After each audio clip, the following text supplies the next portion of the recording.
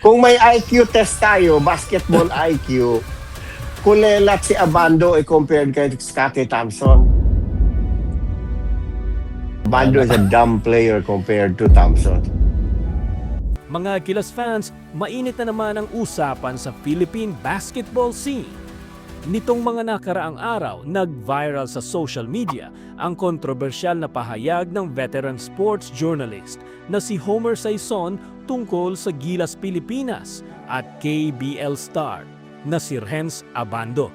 Sa isang episode ng Paukas Sports Podcast, direktang inihambing ni Saison ang basketball IQ ni Abando sa Barangay Ginebra superstar na si Scottie Thompson, at dito na nga pumasok ang mga lanyang nagpainit sa ulo ng maraming fans.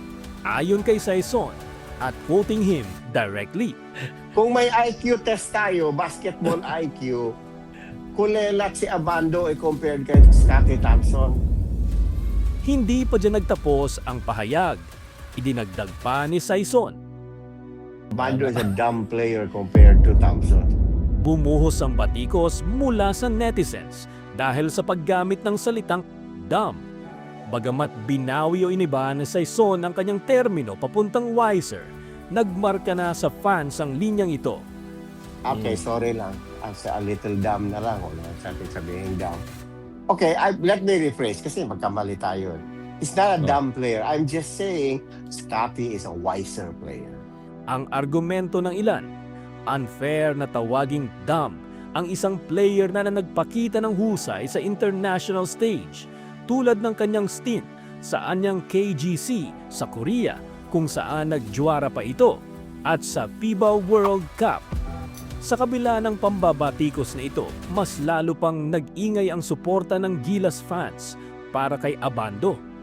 Sa katunayan, kasabay ng kontrobersyang ito ang patuloy na pag-viral ng kanyang highlight plays, mula sa kanyang jaw-dropping chase down blocks hanggang sa mga poster dunks na nagpapatayo sa mga manonood.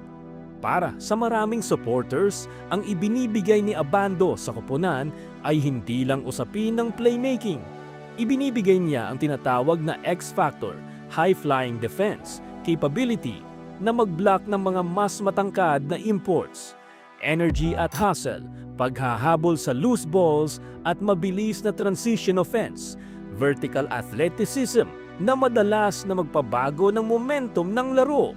Hiling ng karamihan sa Gilas management, isama uli si Abando sa roster para magsilbing spark plug ng team. Kung susuriin natin ng malamig ang usapin, si Scottie Thompson at Renz Abando ay dalawang magkaibang uri ng manlalaro. Scottie Thompson, isang floor general, kilala sa kanyang elite rebounding timing, court vision at kakayahang kontrolin ang pacing ng laro. Mga kwalidad na masasabing may napakataas na traditional basketball IQ. Renz Abando, isang elite athletic wing player. Ang kanyang lakas ay nakasalalay sa disruption, pagsira sa plays ng kalaban gamit ang kanyang bilis, talon at defensive instincts. Magkaibang role, magkaibang pakinabang sa loob ng court.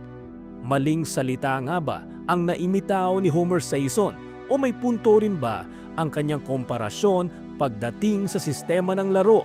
At sa tingin niyo, dapat na nga bang ibalik si Renz Abando sa final lineup ng Gilas? I-comment ang inyong opinyon sa ibaba. I-like at i-share at huwag kalimutang mag-subscribe para sa iba pang updates. Malaking tulong ito para sa paglago ng ating YouTube channel.